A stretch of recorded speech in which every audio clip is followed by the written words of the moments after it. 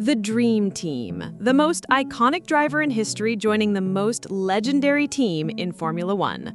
When Lewis Hamilton announced his move to Ferrari for the 2025 season, it wasn't just a news story, it was a seismic event. An 8-time world championship for Lewis, a title for Ferrari after nearly 2 decades, it felt like destiny. But as the season has unfolded, that destiny has felt less like a fairy tale and more like a Greek tragedy. Hey everyone, and welcome. Today we're dissecting the question that's on every F1 fan's mind. What is going on with Lewis Hamilton at Ferrari? The season is halfway done, and the results have been, to put it mildly, underwhelming. This isn't just about bad luck, it's about a clash of styles, a culture shock, and a championship dream that's slowly slipping away.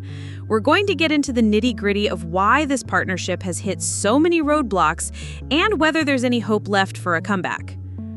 The season started with immense optimism. At the Bahrain season opener, Lewis and Leclerc looked quick, but not quite on the pace of the top teams.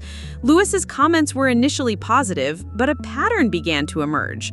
The Ferrari SF25, it turns out, is a tricky beast to tame. Its low-speed handling is twitchy, and its tire degradation on a long run seems to be a consistent problem. Lewis is known for his smooth, flowing driving style, one that minimizes tire wear. But this car, and the way it needs to be driven to be fast, is forcing him to compromise. This car's unique characteristics, a stiff suspension to maximize ground effect, and a tendency to understeer on entry are the opposite of what Hamilton is used to. His Mercedes cars were known for their strong front end, allowing him to attack corners. Now he's having to adapt his entire philosophy. He's wrestling the car, and his radio messages have reflected this frustration. A major part of the narrative has been the intense battle with his teammate Charles Leclerc. The dynamic has been fascinating. While Leclerc has had his own struggles with the car's limitations, he's a Ferrari veteran. He understands the team, the pressure, and the car's quirks. This has given him a crucial advantage. We've had a season full of interesting strategy calls from the pit wall. Who gets the fresh tires? Who gets priority for the undercut?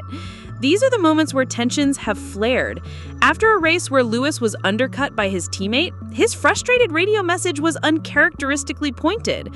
We've seen similar drama in the past with great drivers, but this feels different. The pressure is on both of them to deliver, and it's clear that only one can be the number one driver. Leclerc is fighting for his home turf, and Hamilton is fighting to prove he made the right choice. Things came to a head in the latter half of the season. The Belgian and Hungarian Grand Prix were particularly brutal.